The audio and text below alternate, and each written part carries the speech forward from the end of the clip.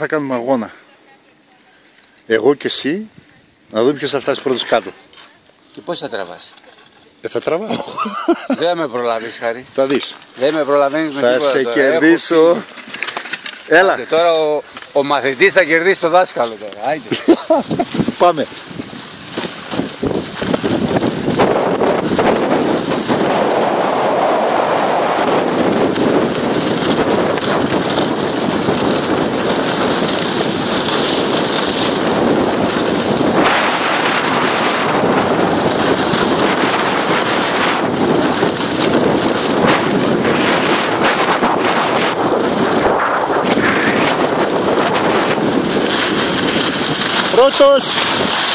Πρώτος.